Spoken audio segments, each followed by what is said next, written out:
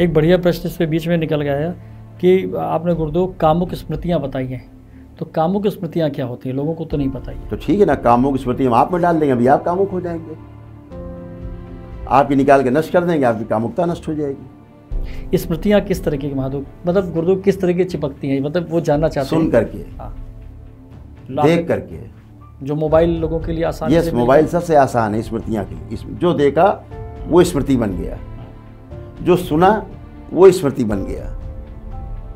अब कभी कोई बात आएगी तो उन स्मृतियों के आधार पर निर्णय लेंगे हम। निर्णय आपने सुना, एक बच्चे ने अपने माता पिता से रिवोल्ट करके और लड़की के साथ अलग रह रहा है, गंधर्व विवाह करके।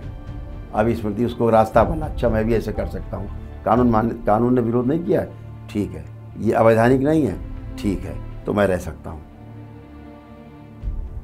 वो बन गई स्मृति। यानी जो देखा, जो सुना वो करेगा। तो जो देखा और जो सुना अगर उसकी स्मृति से नष्ट कर दिया जाए तो करेगा ही नहीं। और ये दरबार कर सकता है स्मृति, दरबार करता ही, रोज करता है। चाहे 10 आदमी के सामने कर लो, चाहे 10 लाख आदमी के सामने कर लो। इससे पहले ये अनुष्ठान या ये वैदिक जो आप इस कलयुग में नहीं हुआ। ये पहला अनुष्ठान, इस तरह के अनुष्ठान, अनुसंधान पहला अनुसंधान है दरबार का।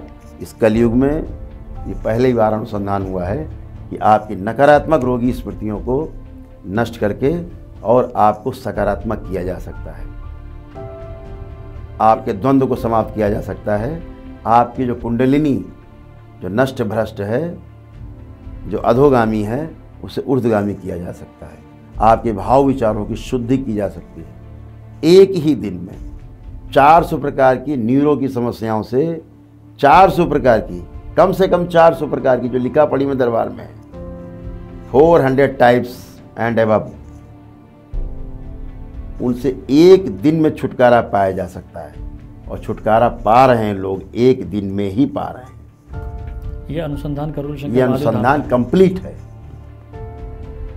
कोई भी आके परीक्षण कर सकता है। सबको स्वागत, सबका स्वागत, सबको आमंत्रण। जिसके बच्चे बिगड़े हो ले आए। आज से पहले कहने का मतलब है कि आज से पहले ये ना अनुसंधान कभी नहीं हुआ। आज से पहले ये सब इस कलयुग में नहीं अनुसंधान हुआ। ये अनुसंधान द्वापर में पूर्ण था, अंत में, द्वापर के अंत में था। कोई इस स्मृति महाविज्ञान का, इसका प्रयोग, जबरदस्त प्रयोग भगवान श्री कृष्ण ने किया है द्वापर में खूब। भगवान राम ने इस स्मृति महाविज्ञान का प्रयोग अपने त्रेता काल में किया है। इसका पौराणिक काल में भी स्मृतियों का खूब प्रयोग हुआ है।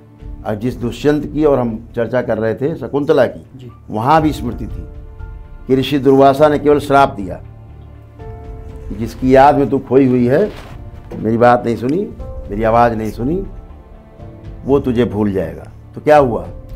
स्मृति नष्ट कर दी उन्होंने। क्या किया? शकुंतला की स्मृति नष्ट हो गई ना।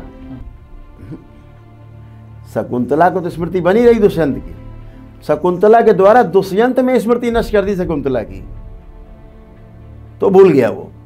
दरबार यही करता है कि माता पिता के द्वारा बच्चों की स्मृतियां नष्ट कर देता है।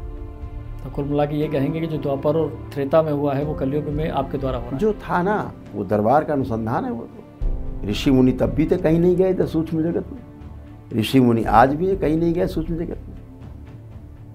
तब भी ईश्वरी सत्ता थी भोलेनाथ की, माँ की, आज भी है, सदा रहेगी। पात्र चाहिए जिसके द्वारा ये सब चीज़ें उद्घाटित हो, जिसके द्वारा अनुसंधान समाज में आए। तो ये सौभाग्य हमें प्राप्त हुआ कि अनुसंधान हमारे द्वारा हुआ।